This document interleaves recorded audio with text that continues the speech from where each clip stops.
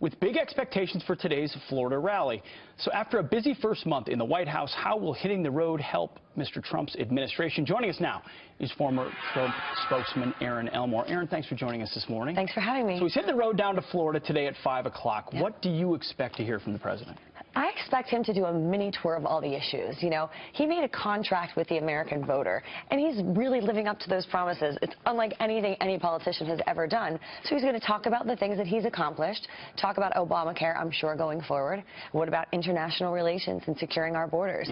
Big topics for him, and also tax reform. Big themes seize the conversation. Absolutely. Predictably, the fake news crowd, as he has dubbed them over Twitter recently, who said are the enemy of the American people, they've come out loud against this. Here's some headlines about the Florida rally. Of course, the failing New York Times calling it campaign over. President Trump will hold a what else campaign rally. San Diego Union Tribune says 2020 campaign rally. MSNBC, The Atlantic, kicks off his re-election campaign. So the media is predictably going into a frenzy about why is he campaigning? Right. What is he really doing? Let's be honest, the media is just upset because they're not the ones in control of the situation. Donald Trump is reaching out directly to the American people. That's why he's so successful.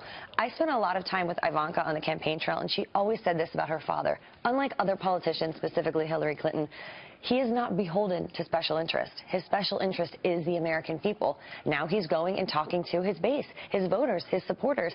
And to be honest, for him, it's probably great to get out of Washington, talk to real people, get energized, learn from them, see what they have to say. Oh, you're in the White House, you're under siege, get out. What is it about, you spent time with him, you were a spokesman for him. What is it about Mr. Trump that gives him the ability to stand on that dais on Thursday at that press conference for 77 minutes and give it right back, and then tweet without backing down, and then go to the camp on, campaign style rally? What is special about him that he can do that with other politicians never did?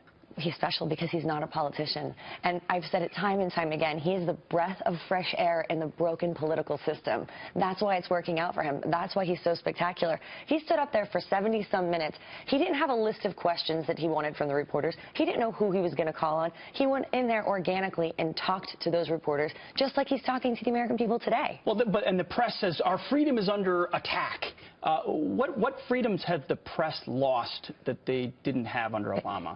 I certainly don't think there are any. I really don't. I'm asking that question to everyone today because I don't feel like they've lost any free press. They've just been criticized. Exactly, and I think that's very hard for them to handle. Really? I do. Petulant children. Oh, I couldn't have said it better myself. I try. Aaron, thank you very much for being here this morning. Thank you for having me.